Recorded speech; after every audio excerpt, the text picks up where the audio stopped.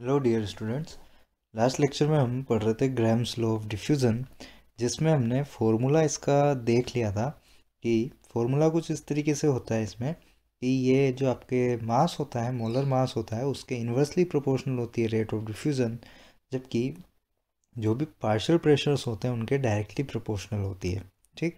और in case अगर partial pressures equal हैं तो ये कैंसिल आउट हो गए, सिर्फ आपके मास वाली टर्म ही बची रह जाएगी। ये कभी कभी आप डेंसिटी की टर्म में भी लिख सकते हो आप इसको, क्योंकि density is equal to mass upon volume, volume से वॉल्यूम कैंसिल हो जाएगा अगर वॉल्यूम सेम है तो, और फिर वही टर्म आ जाती है। तो ये आप डेंसिटी की टर्म में भी आप इसको लिख सकते हो, कोई दिक्कत नहीं है। ठीक है। इन पे न्यूमेरिकल्स करने थे तो वो आज हम कर लेते हैं न्यूमेरिकल्स। देखिए, क्वेश्चन दिया है आपको, assume date you have sample of hydrogen gas containing H2 HD and D2। ठीक है। इस तरीके से अलग अलग आपको कॉम्बिनेशंस बना के दिए हैं H और D में, और आगे पूछ रहे हैं कि what are the relative rates of diffusion. एक तरह से रेशियो पूछा है। रिलेटिव रेट्स का क्या मतलब है, एक तरह से रेशियो ही पूछ रहे हैं आपके।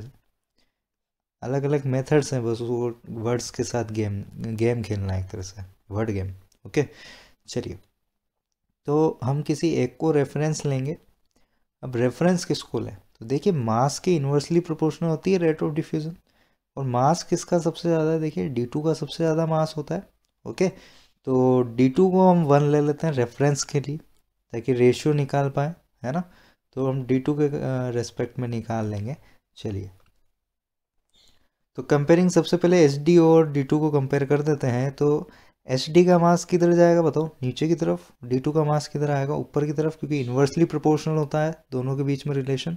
पार्शियल प्रेशर्स वगैरह के बारे में कोई यहाँ पर इंफॉर्मेशन नहीं है, तो इक्वली ही ले लो उन्हें, कोई दिक्कत नहीं है। ठीक है, चलिए, तो मास जब डालोगे आप, D2 का होगा 4, HD का होगा 3। देखिए H का होता है 1, D का होता है 2। ठीक है, ये आइसोटोप्स हैं। T का होता है 3, ये आपको पता होना चाहिए। एक बार पूछा भी है जेई मेंस में 2020 में ही। ठीक है, चलिए, चलो, तो ये हो गया इनका रेशियो। ओके, नेक्स्ट H2 को कंपेयर करते हैं D2 के साथ। H2 को कंपेयर करोगे D2 के साथ तो H2 का मास आएगा नीचे, D2 का मास आएगा ऊपर, इन्वर्सली रिलेशन होने की वजह से। अब देखो, दोनों जैसे ही रखोगे तो हमें वैल्यू मिलेगी 1.41, अंडर रूट 2 की वैल्यू जो होती है। ओके, तो D2 को तो हमने 1 रेफरेंस लिया था, SD का आ गया 1.15, और आपका H2 का क्या आ गया 1.41।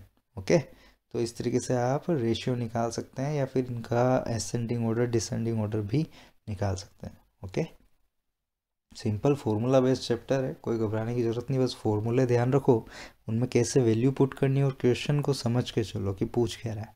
ठीक है, चलिए, A vessel contains H2 and O2 in the molar ratio.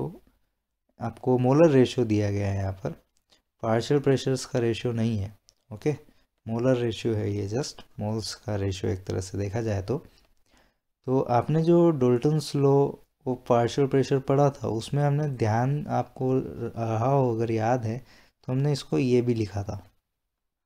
ठीक है, यानी जो मोलर रेशियो है हम उसको प्रेशर के साथ, पार्शियल प्रेशर्स के साथ लिख सकते हैं एक तरह से देखा जाए तो। जो हम P1/P2 लिखते हैं इसके फॉर्मूले में, या P2/P1 लिखते हैं, वहाँ मोलर रेशियो भी यूज़ कर सकते हैं, कोई दिक्कत नहीं है। ठीक है, ये भी लिख सकते हो, या फिर N1/N2 या N2/N1 भी आप यूज़ कर सकते हैं अकॉर्डिंग टू रेट्स जिनका आप कंपेरिजन कर रहे हैं। ओके, चलिए, क्वेश्चन क्या बोल रहे हैं वो देखते हैं। This mixture of gases is allowed to diffuse through a hole. ठीक है, डिफ्यूजन हो रहा है, यानी वही रेट वाला क्वेश्चन है। Find composition of mixture coming out of the hole. Composition बताना है इस बार आपको कि कितनी कितनी आपके वो बाहर आ रही है। ओके, तो चलिए फॉर्मूला लगाते हैं सबसे पहले इसके अंदर। मोलर रेशियो दिया है, ये हमारे पास फॉर्मूला है। यहाँ पर मोलर रेशियो के लिए आप एन होगा, यहाँ पर आर नहीं है ये। ठीक है, ये एन है। वैसे तो पी आता है, लेकिन हमें मोलर रेशियो गिवन है तो हम वो भी यूज़ कर सकते हैं, कोई प्रॉब्लम नहीं है। ठीक है, तो जस्ट वैल्यूज़ डाल दी हमने, जैसा भी हमें क्वेश्चन में 8:1 दिया है, और इनका मास डाल दिया। O2 का जो होता है 32 और H2 का होता है वो 2। ये हमेशा क्रॉस में आएंगे इन्वर्स रिलेशन होने की वजह से। देखिए रेशियो मिल गया है हमें। ठीक है, तो सीधा सा है इसमें, जितनी O2 बाहर आएगी उसका उससे कितना ज़्यादा आएगा एच टू बार, इतने टाइम्स। तो ये रेशियो वही बता रहा है। एक तरह से कंपोजिशन मिल गया हमें कि इस कंपोजिशन में बाहर आ रही है 1:32 या 32:1। ठीक है, वही आपके कमिंग आउट का रेशियो पूछा है।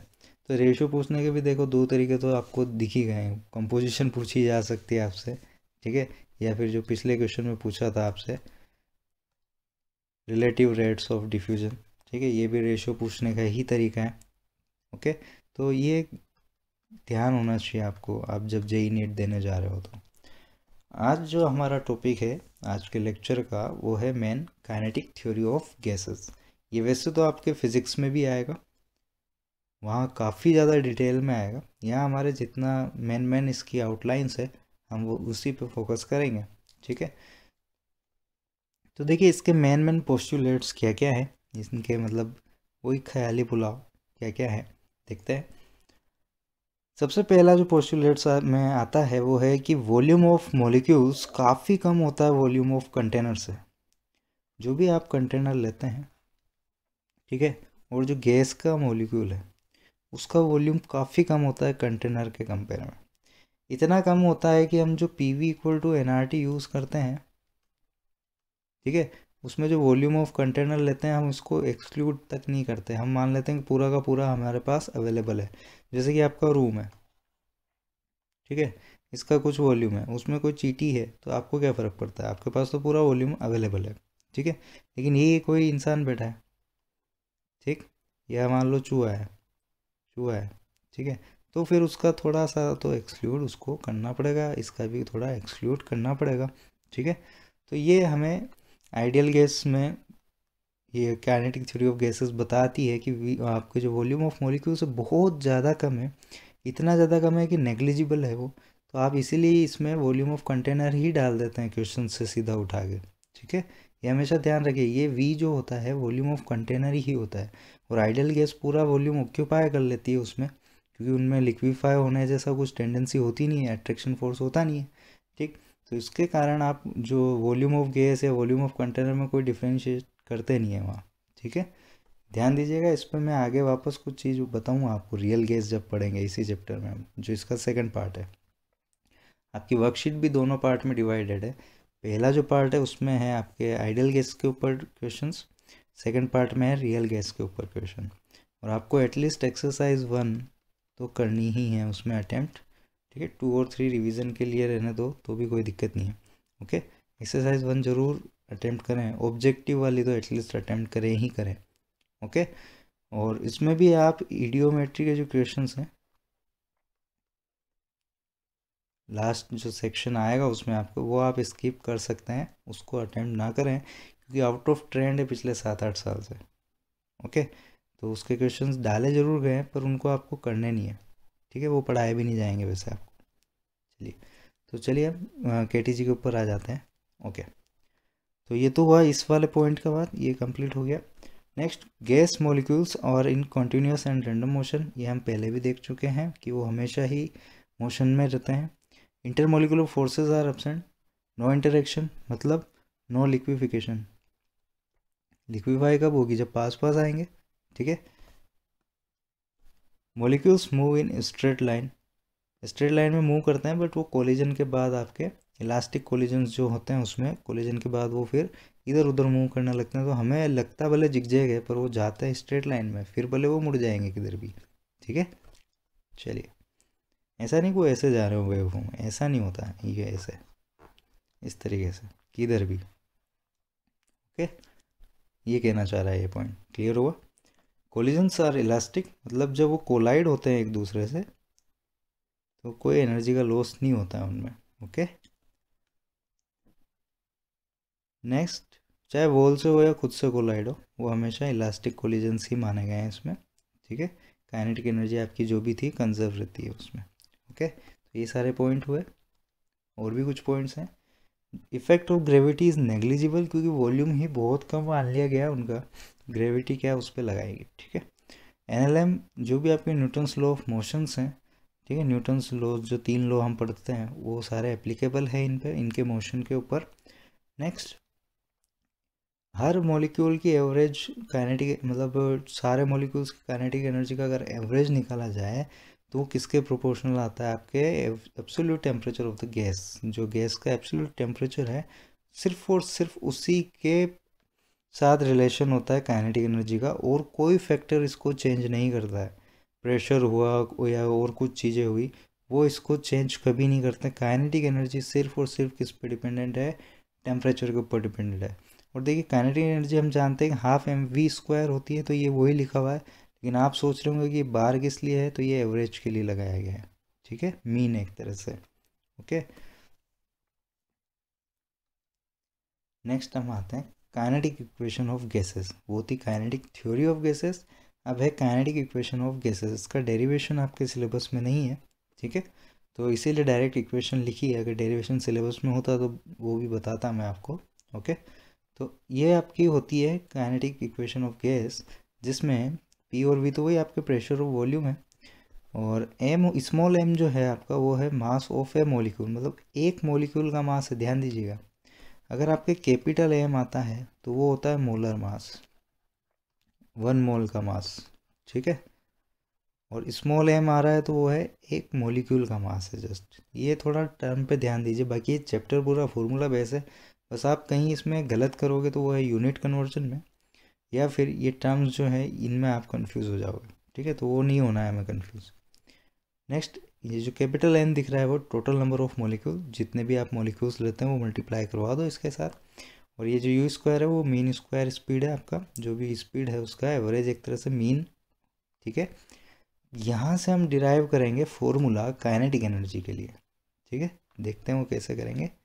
सिंपल सा है, देखिए पहले हम काइनेटिक एनर्जी की टर्म में लाते हैं इसको, क्योंकि हाफ mv² अभी अभी देखी हमने उसमें, ठीक है, ये एवरेज हर जगह आएगा क्योंकि मॉलिक्यूल्स बहुत सारे हैं तो एवरेज ही लेना पड़ेगा।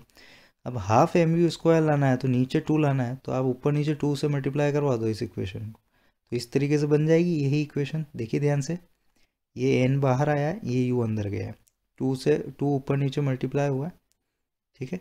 तो हमने कुल मिला के काइनेटिक एनर्जी की जो टर्म लानी थी वो हमने इंट्रोड्यूस करा दी इसके अंदर, ठीक है।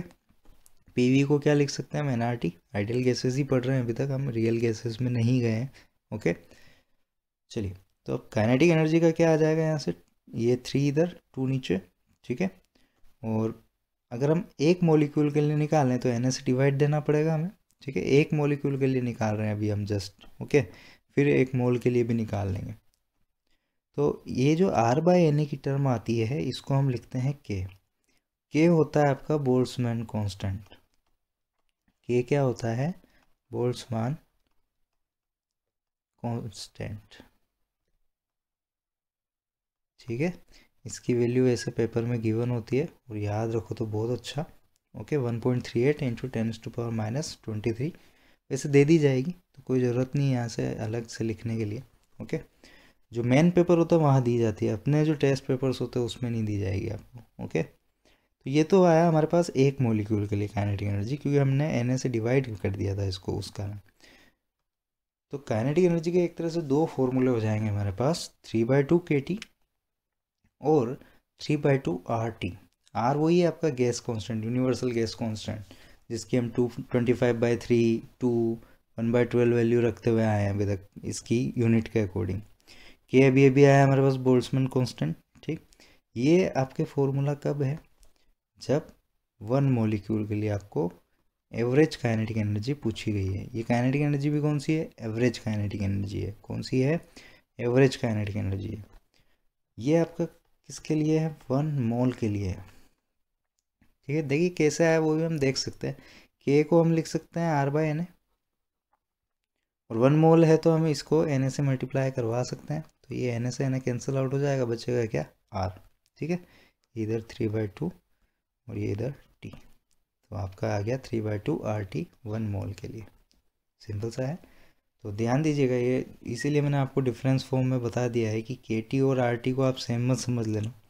ये सिर्फ और सिर्फ 1 मॉलिक्यूल के लिए जब पूछा जाए तब लगाना है, और ये आपके लिए 1 मोल के लिए जब दिया जाए या मोल की टर्म में जब दिया जाए तो इसको यूज़ करना है।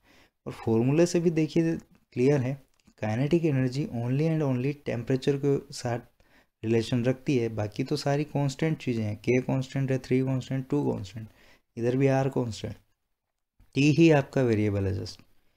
ठीक है, तो काइनेटिक एनर्जी का अगर कोई भी क्वेश्चन आता है तो टी उसमें अगर वेरिएबल है तो उसी के साथ रिलेशन रखिएगा, मास वगैरह और कुछ नहीं आएगा इसमें। ठीक है, चलिए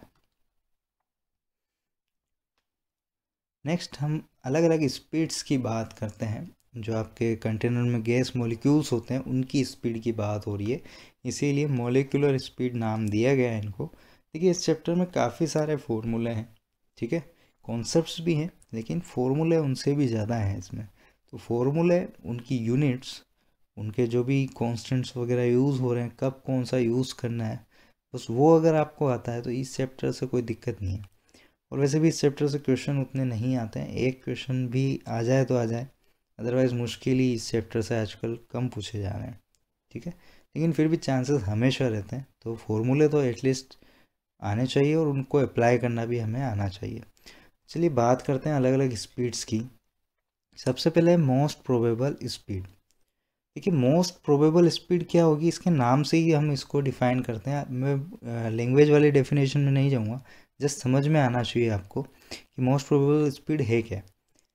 मोस्ट प्रोबेबल, देखिए ध्यान से पढ़िए इसको, मोस्ट प्रोबेबल स्पीड मतलब जो अंदर बहुत सारे मॉलिक्यूल्स हैं, ठीक है, उनमें से ज़्यादा मॉलिक्यूल्स की जो स्पीड है वो है ना, ज़्यादा से ज़्यादा आपके जो भी मॉलिक्यूल्स हैं, मोस्ट ऑफ द जो मॉलिक्यूल्स हैं उनकी जो स्पीड होती है वो होती है मोस्ट प्रोबेबल स्पीड।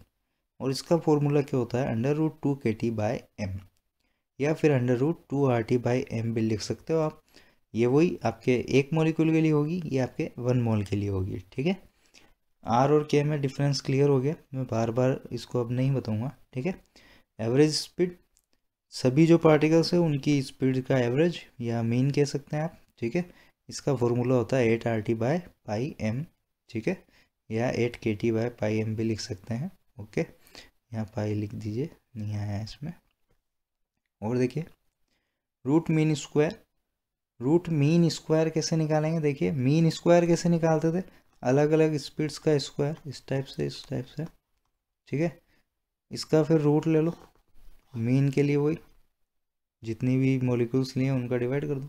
ठीक है, तो इस तरीके से निकलती है रूट मीन स्क्वायर वेलोसिटी आपकी। और लेकिन इसका फॉर्मूला हमारे पास ज़्यादा काम आएगा, तो वो होता है √3RT/m, या फिर 3kT/m भी यूज़ कर सकते हैं आप। ओके, तो तीनों स्पीड्स क्लियर हुई। ओके, क्योंकि पार्टिकल्स हैं अंदर काफ़ी सारे, तो ज़्यादा से ज़्यादा की क्या है वो मोस्ट प्रोबेबल में आ जाएगी, सभी का एवरेज क्या है वो एवरेज स्पीड में आ जाएगी, और उनका रूट मीन स्क्वायर क्या आ रही है वेलोसिटी वो इसमें आ जाएगी। ओके, तो इनका एक तरह से रेशियो निकाला जाए तो T/m तो सभी का कैंसिल हो जाएगा।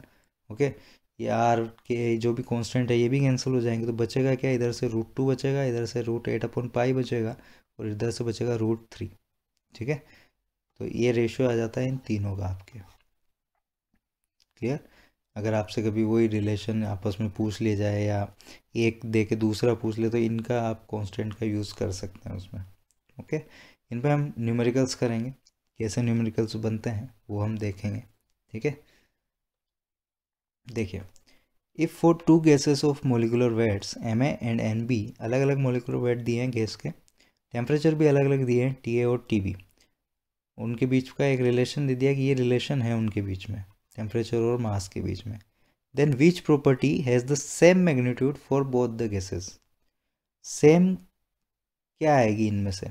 ठीक है, देखो मास तो अलग है तो डेंसिटी सेम हो ही नहीं सकती, इतना क्लियर।